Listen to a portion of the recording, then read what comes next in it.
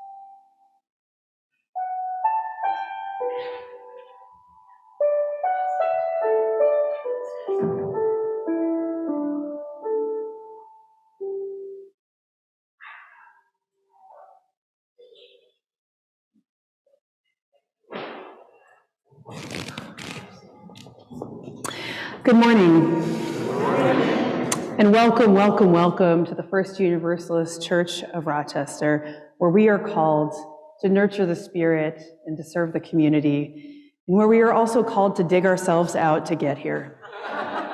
So grateful you all are here on this beautiful snowy morning. So grateful for our folks joining us online. It is really, really good to be together, especially on these days. I am Reverend Lane-Mairead Campbell. I am the settled minister here, and I use they, them pronouns.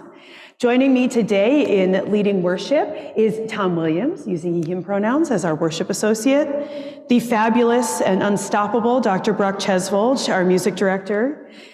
We have Jack Cunningham using he, him pronouns on our tech deck, as well as Jim Milch joining him today. Yay, Jim, learning more. Thank you, using he, him pronouns. We have joining our online ministry team today, we have Lisa Gwinner using she, her pronouns, and also Jean Ott, who will hold down our online coffee hour. Many thanks to our ushers and our greeters. It takes so many people to make this Sunday morning experience happen. I want to highlight for you today that we had a special treat in the order of service for you that Kitty Forbush would be singing at the end of today's service. I'm sorry. You will have to come back next week if you'd like to hear that. So that's your little enticement to please come back next week. I wanted to just highlight for you all that if you're here for the first time, my gosh, if you're here for the first time, second time, third time, we especially welcome you.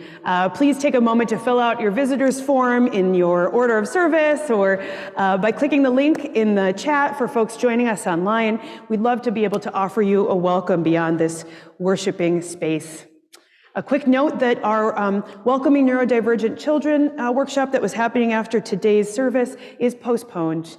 Reverend Michelle has a cold and is not speaking very well right now. So she's staying home, and we will let you know when that gets rescheduled. We have a special announcement this morning from Ann Rohde about our auction.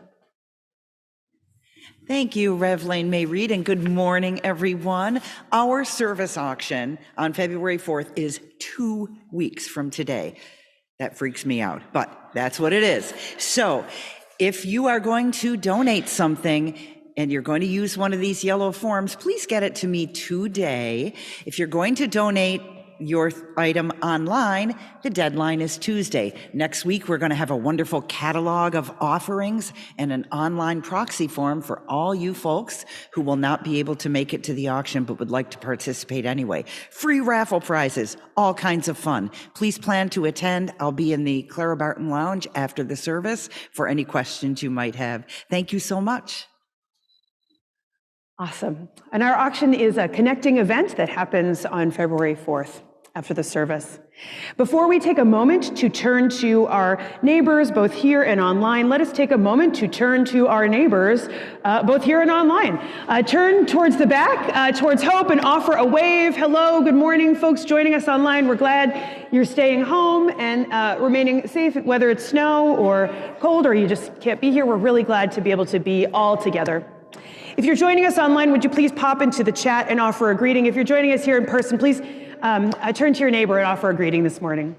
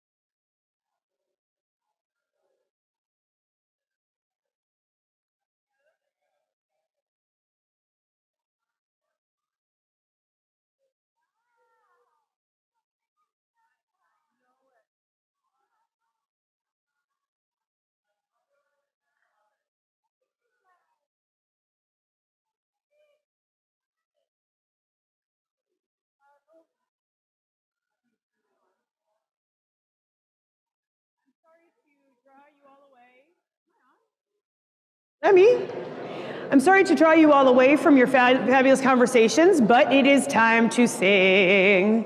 So let us join in singing I Know This Rose Will Open.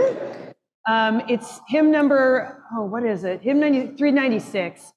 So we're going to sing this once all together, and then we'll sing it twice through in the round. We'll start with this side, and then bring in this side.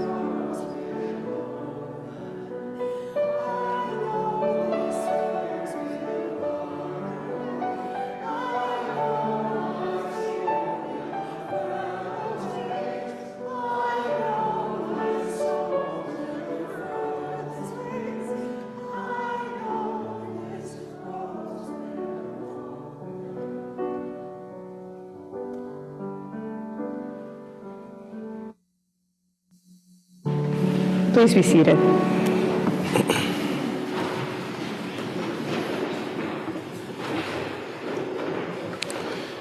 Do unto others as you would have others do unto you.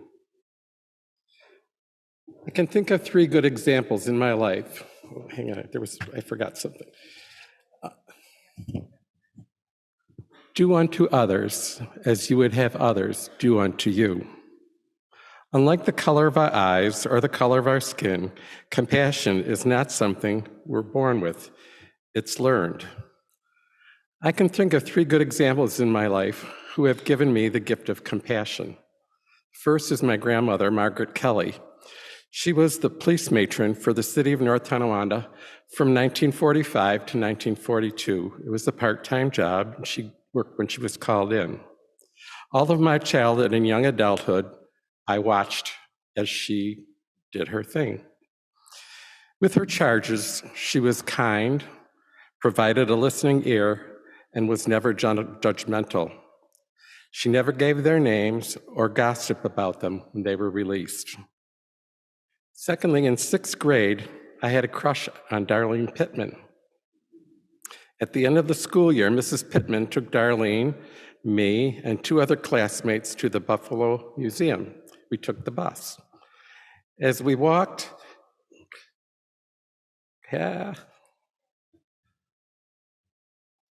As we walked to the museum, Mrs. Pittman was approached, as we all were, by a disheveled older man, and he said to her, "Lady, you got 3 penny." I can still hear his voice. Without hesitation, Mrs. Pittman reached into her change purse and gave him some change. I remember her kindness and compassion to this day to this man. I was 11 years old and in awe of her kindness and generosity. Lastly, the bullies in my life taught me compassion. I remember the things and words that hurt me, and I have chosen not to repeat those actions and words to others. Do unto others as you would have others do unto you. Come, let us worship together. Will Juanita Ball please come forward to light the chalice? Soul shall grow into harmony with the source and meaning of life. Thus do we covenant with each other and with all. This morning we will join in a new practice of singing an introduction to our offering. A sung introduction to our offering to remind us of the abundance that is here. A sung offering to remind us of all that we have here and are grateful for. It's a very simple song. It goes like this.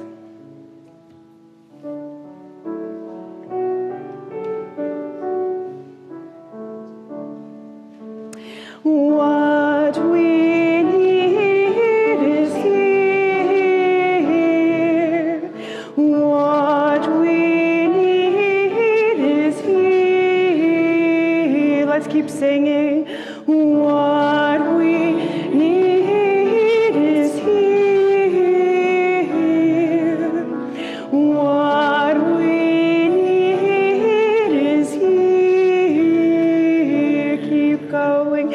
What we need is here. What we need is here. Thank you. Please be seated.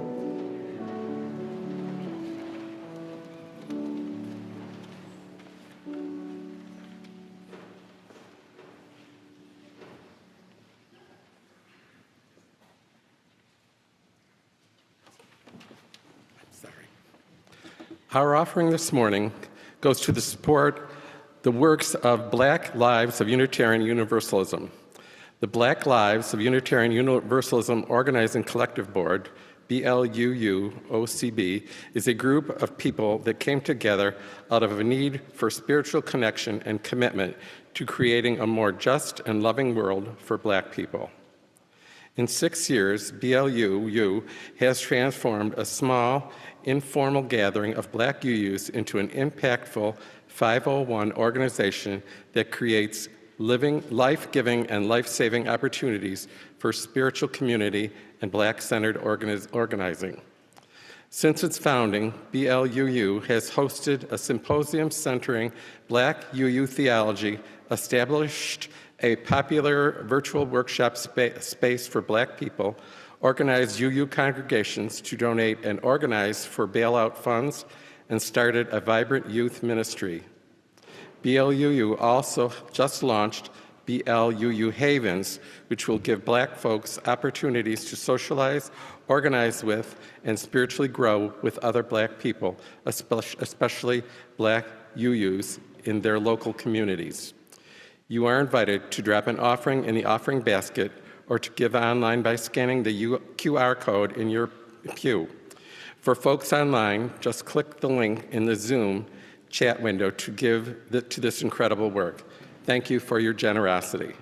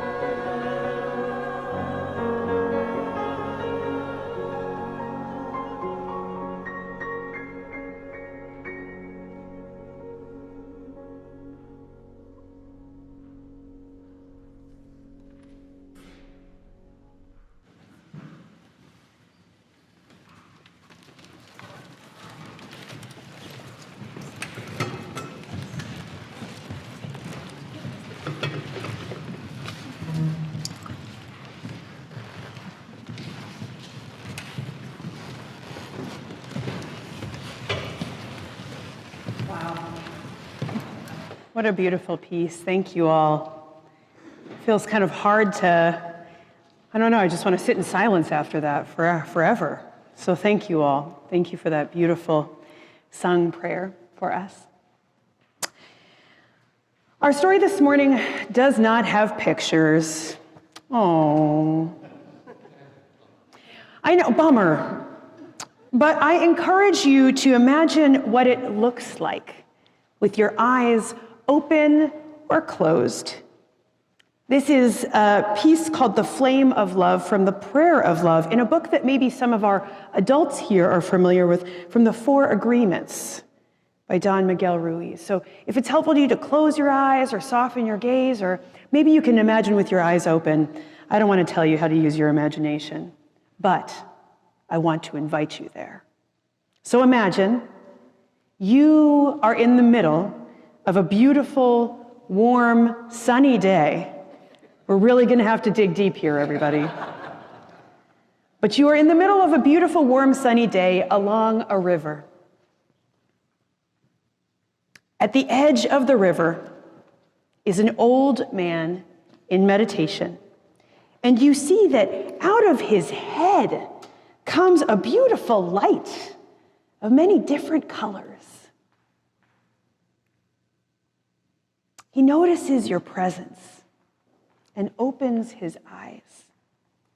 He has the kind of eyes that are full of love and a big smile on his face.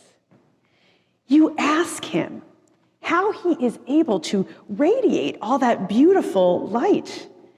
You ask him if he can teach you what he is doing. The old man tells you a story, and it goes like this. Long ago, my teacher opened his chest and took out his heart. And he took a beautiful flame from his heart. Then he opened my chest, opened my heart, and he put that little flame inside it.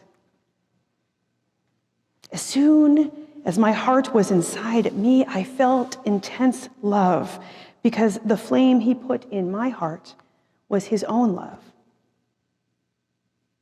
That flame grew in my heart, a fire of love that doesn't burn but purifies everything that it touches. And that fire touched each one of the cells of my body, and the cells of my body loved me back. I became one with my body. But my love grew even more. That fire touched every emotion of my mind, and all the emotions transformed into a strong and intense love, a love of myself completely and unconditionally. But the fire kept burning. I had the need to share my love. I decided to put a little piece of my love in every tree, in every plant, in the soil, in the whole earth, and they loved me back, and I became one with the earth. And my love grew more to love every animal in the world. They responded to my love, and they loved me back, and we became one. But my love kept growing and growing. I decided to put my love in the waters, in the rain, in the air, in the wind, in the snow. I felt a strong communion with the earth, with the wind, with the ocean, with nature, and my love grew and grew. I turned my head to the heavens. I put a little piece of my love in every star, in the moon, in the sun, and they loved me back. And I became one with the moon and the sun and the stars, and my love kept growing and growing. Finally, I put a little piece of my love in every human. And I became one with the whole of humanity. Wherever I go, whoever I meet, I see myself in their eyes because I am a part of everything, because I love.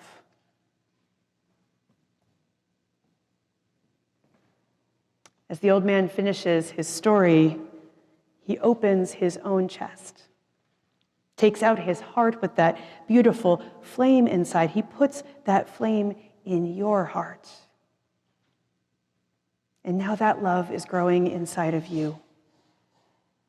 Now you are one with the wind, with the water, with the stars, with all of nature, with all animals, and with all humans. You feel the heat and the light emanating from the flame in your heart. Out of your head shines a beautiful light of different colors. You are radiant with the glow of love. May the light of love and compassion shine from you and connect you to all that is, all the days of your life. As our fantastic kids make their way upstairs with Miss Carol and Connie Volk, thank you both for being with our children this morning, we will sing our doxology from our seats. Let us sing our kids out and prepare our hearts for joys and sorrows.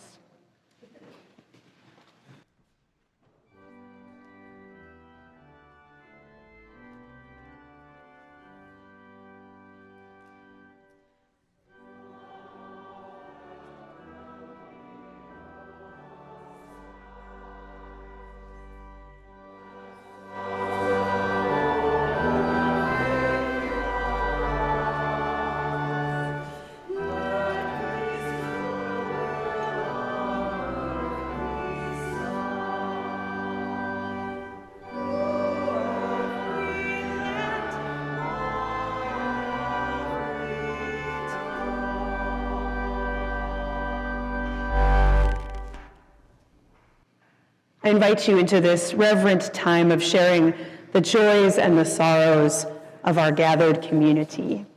For folks joining us online, please pop into the chat and offer your joys and sorrows. We will be able to see them here in the sanctuary, and I will read them aloud. If you would like to, you can place your hand over your heart to be able to listen from a heart-centered place wherever you are, whether in this sanctuary or at home or elsewhere. As Tom places stones into a bowl, I will read aloud the joys and the sorrows of our gathered community.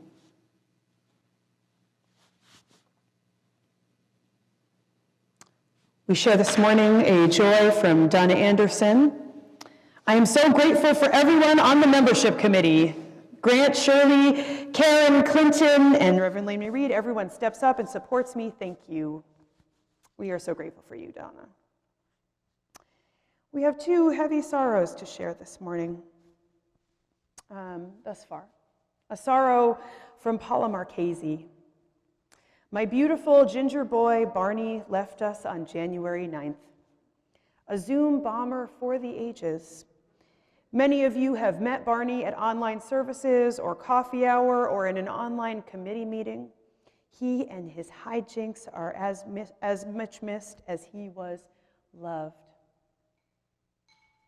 Holding Barney in our hearts, he will be missed. We hold a sorrow this morning from Theo and Steve Munson. Our dear friend Jim Reese died this week. May we hold all those who knew and loved Jim in our hearts. And may we hold Jim in our hearts as well. We share a joy from Susan Reedy, who is happy to have escaped the cold. Good for you, Susan. Well done. We also share sorrow, oh my gosh, from John Luke's. Carol's mom fell last night and is now in the hospital with a suspected spinal fracture. Holding you, John and Carol, in our hearts. How scary.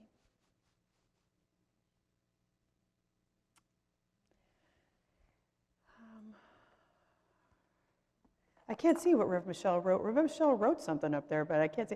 I'm assuming maybe she is holding a sorrow or a gratitude to be able to stay home with her cold this morning, I'm hoping. Oh, they're fine. Fantastic. Oh, so Reverend Michelle is, we're doing a stone of joy to be grateful to be part of a staff team that encourages her to rest. Let us take a deep breath together as we drop one final stone into the bowl to represent all the joys and the sorrows left unspoken in the silent sanctuaries of our loving hearts. May all be held in the fiery heart of love. Amen. Dear ones, I want to invite you into a time of prayer with me. And so if it is comfortable to you, I'll invite you to just take a deep breath. Roll your shoulders down. If you'd like to close your eyes or soften your gaze, allow your hands to rest comfortably.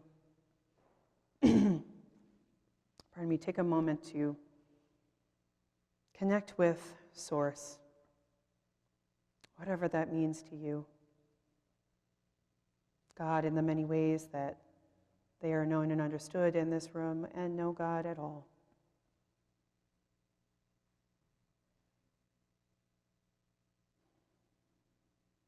As we pray together.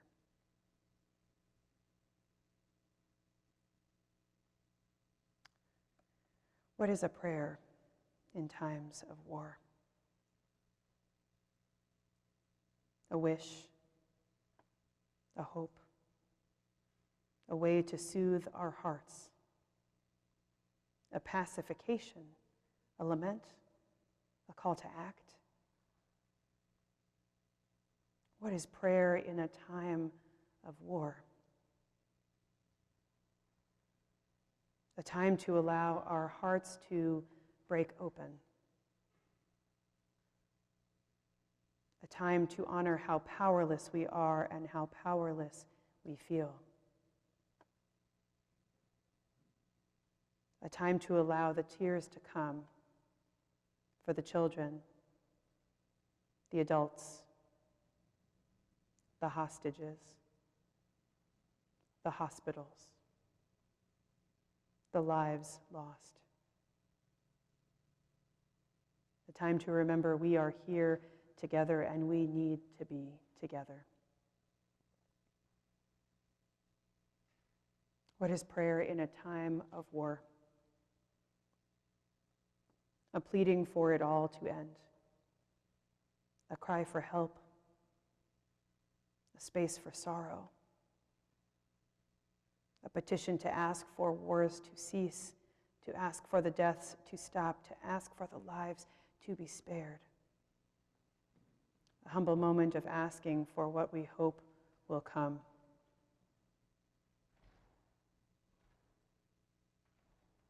What is prayer in a time of war?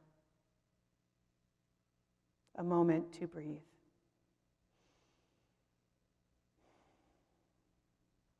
An acknowledgement that we are all connected. That what happens over there affects us right here. A time to be with the grief. A check-in with our own hearts. What is prayer in a time of war? A commitment to take the action we know we must. A reminder of where we are called to our highest selves, a call to not turn away. A blessing for the phone calls and the strikes and the press and the storytellers and those who keep resisting. A wake-up call for those of us who would rather not engage. We are praying together in a time of war. Let the prayers of our hearts, of our own hearts,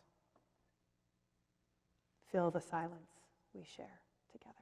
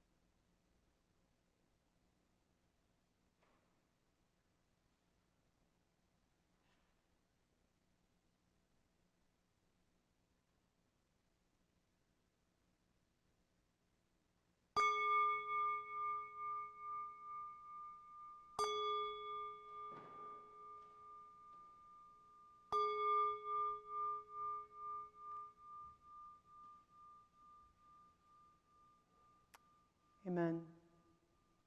Blessed be. May it be so.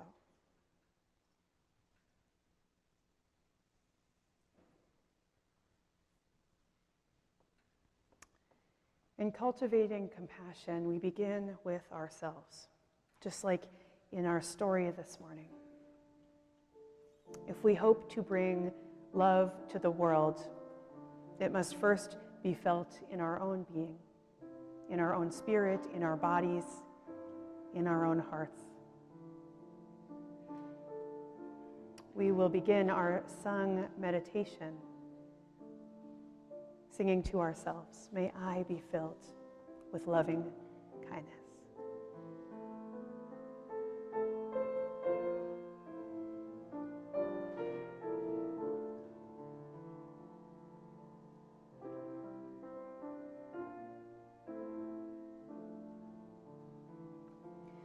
May I be filled.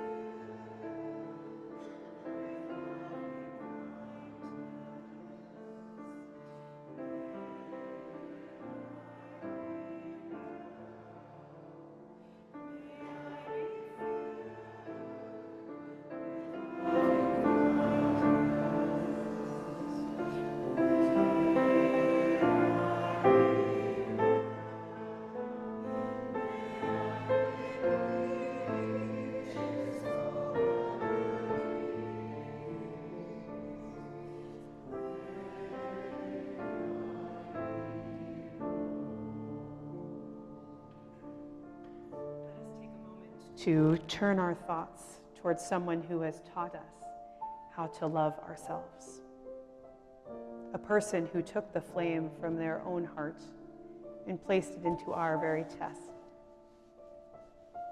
Bring their face and their being into your mind's eye, perhaps a memory of a time with them, and hold them here within you as we sing. May you be filled with loving kindness.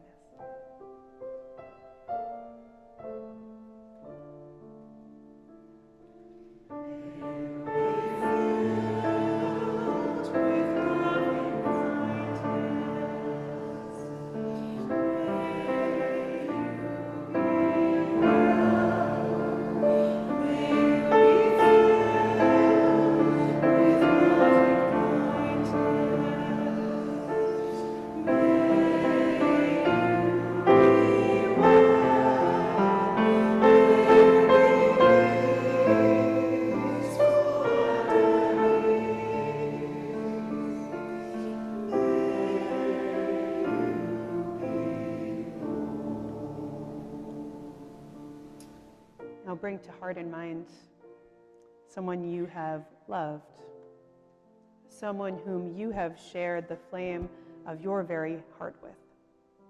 It could be someone who is still a part of your days, or even someone who is no longer in your life, someone with whom you have shared the flame of your heart to give it away. Hold their face in your mind and heart's eye as we sing, "May you be filled with loving kindness."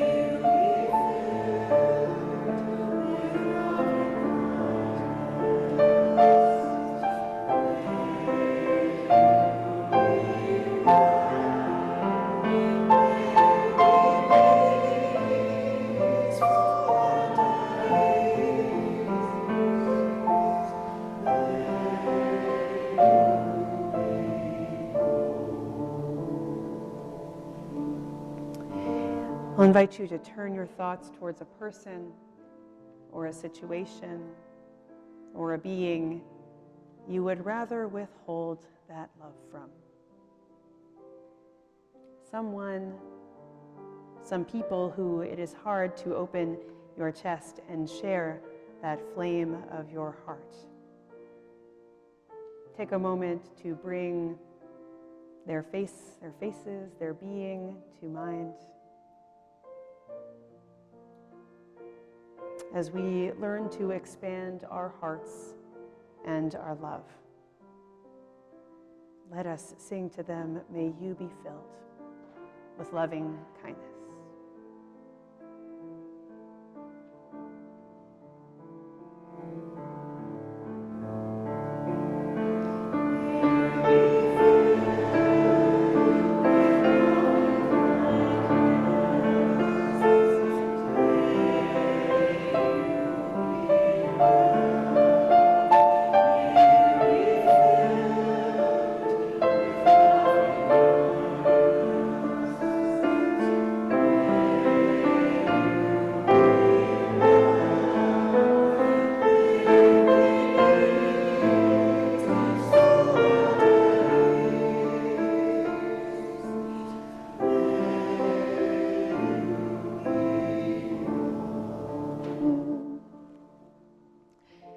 Let the fires be lit amongst us. May the warmth and the passion and the flames of our own hearts spread from us to our families, to our community, to our state, to our country, to our world. Let the flames of our hearts and their warmth cover all countries, all people, all beings. May they put us in loving relationship with the natural world. Let these fires of love that we feel in our own hearts hold the entire world as we sing, may we be filled with loving kindness.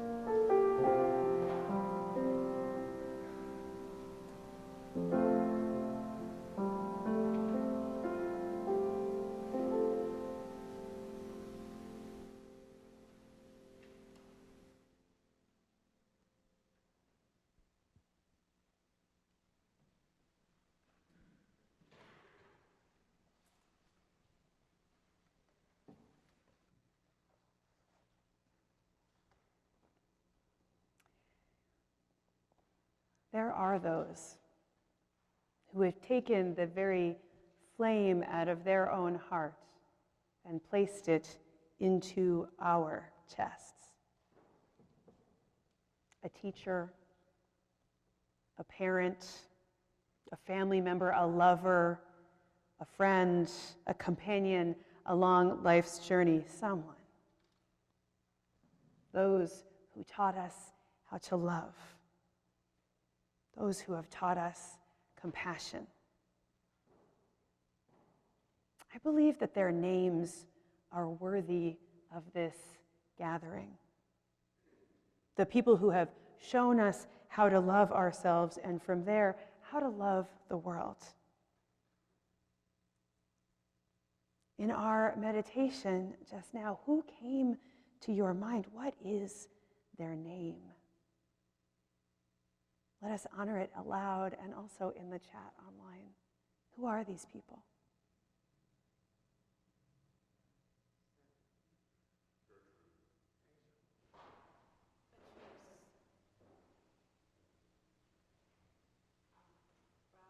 Michelle.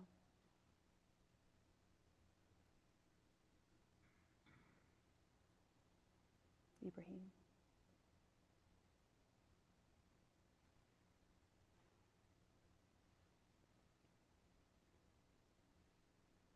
It is something to know the love of others in order to know the love of ourselves.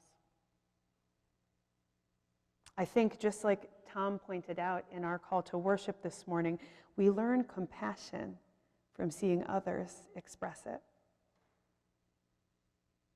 In looking up the definition of compassion, I found in the Oxford English Dictionary, suffering together with another, participation in suffering, fellow feeling, sympathy.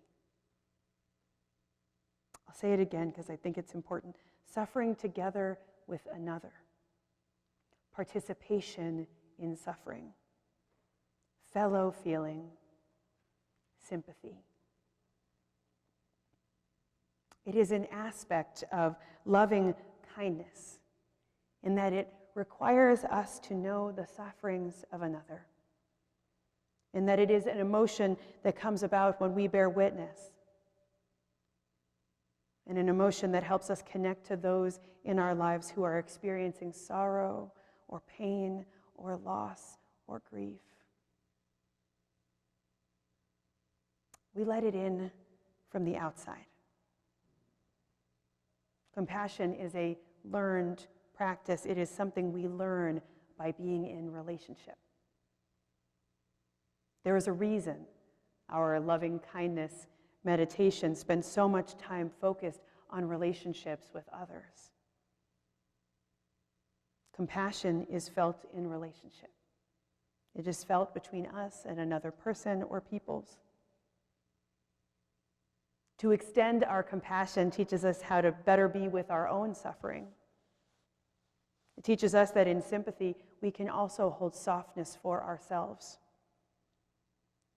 We learn by the example of those who have loved us how to sit with the suffering of another person. And we learn how to sit with our own suffering. Our weekly ritual of joys and sorrows is here to teach us about compassion. We hear both the joys, and we want to join in the joys with one another, and we hear about the sorrows, the concerns, and we experience compassion, a pathway towards caring for others out of bearing witness to their suffering, a way to suffer together. We share these aspects of ourselves out of a love held for ourselves, a love that tells us we are worthy of being celebrated by this community, a love that reminds us that our sorrows are better experienced with others, that having people bear witness to our suffering helps us to experience compassion. These are heart-opening, heart-breaking, heart-strengthening, heart-softening practices. I was wondering this week about how to allow compassion into my heart. And I was wondering where compassion is calling me this week, leading up to this morning. And I don't know about you, but I just could not help but think about Israel and Palestine. I could not help but think of the many people hurt on both sides. I could not help but think of the collective pain and suffering and death and loss that we are witnessing right now. It has been hard to fully look at. It has been hard to look away. Bearing witness to the suffering is what compassion calls us to do.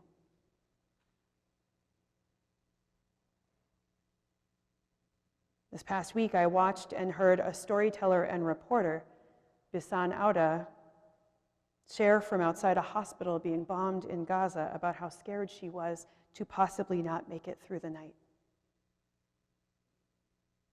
She has dedicated her life, and especially these last 107 days, to uplifting the stories of Palestinians who are being forced to flee their homes, who are being deprived of food and water, who are facing multiple bombings a day, children without mothers, mothers and elders who are surviving. If you are not on social media, I need you to know that there are people reporting there on the ground that are sharing news we are not seeing in mainstream media outlets. I need you to know that our news channels here in the United States are purposefully not reporting on these deaths and these losses, specifically of Palestinian lives. But I think the reporting is inaccurate on both sides. We are being sold a narrative where we do not have to witness death and destruction and denial of resources, and to be asked to own our own part in that. We are being denied an opportunity for compassion.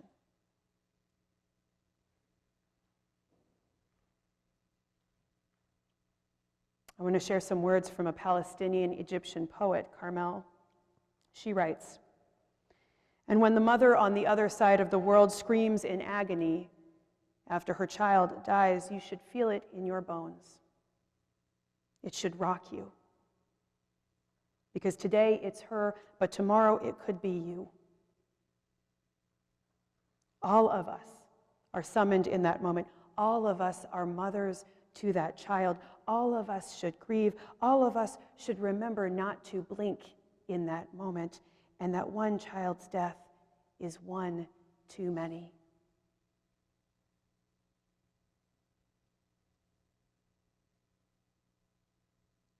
We are being invited to let compassion in this very moment, to suffer together with another. Not bearing witness risks our own humanity.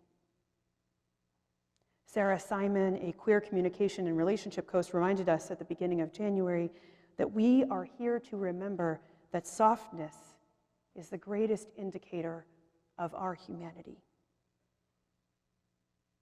It is hard to be soft when we feel overwhelmed.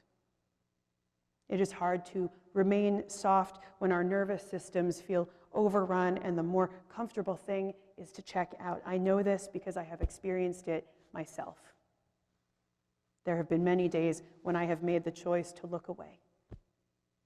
Many days when I have chosen the comfortable thing over the compassionate thing, when I have decided to harden my heart to the devastations of the world, rather than to remain soft.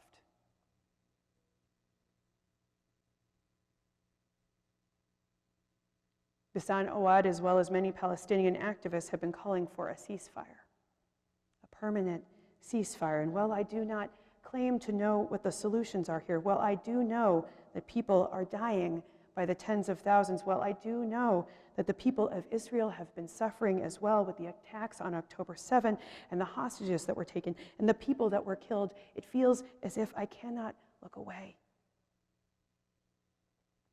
It feels as if our Unitarian Universalist values call for an ending to this war.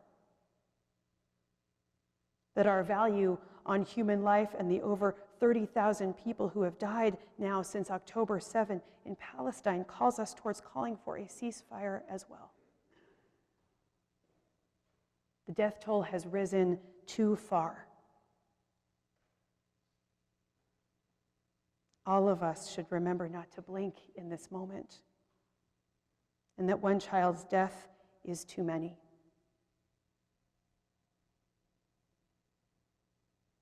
I want to share with you this morning that a global strike has been called for January 21st through 28th.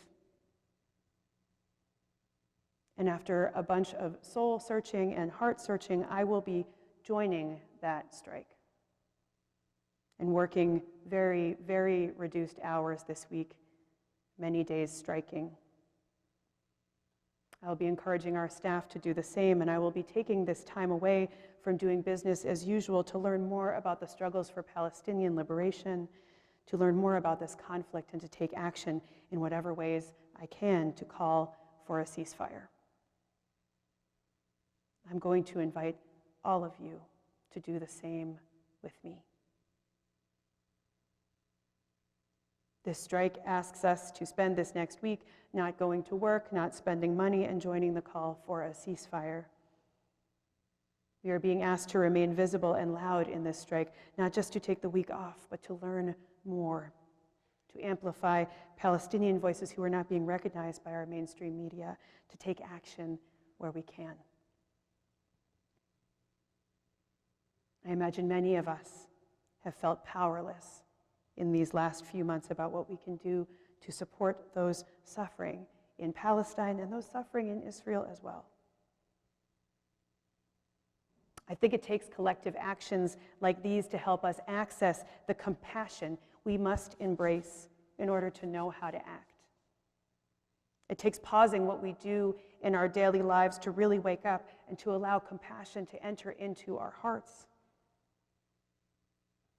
Right now, it takes our active participation to learn about what is going on the ground, because we cannot rely on our news and media sources for accurate reporting. There is hope to be found in the compassion we feel, in the possibilities we create when we choose compassion over numbness, or hardening our hearts, or choosing to ignore the suffering of others when we choose to remain soft to the sufferings of the world. So I am inviting you to join me in this strike out of your own sense of compassion, out of our collective sense of compassion. Take time this week away from business as usual and get in touch with where compassion is calling you, where you find opportunities to suffer together with those suffering on the other side of the world. May we find it in our hearts to continue to hold sorrow in the face of great suffering. And may we continue to act for a world where those who suffer go free, where the suffering may come to an end. Amen. Blessed be, and may it be so. As we travel forth and attempt to remain soft and to remain in compassion, we know that the guiding force in our lives as Unitarian Universalists and as Universalists is love. So let us rise in body or in spirit and sing our final hymn, hymn number 131, Love Will Guide Us.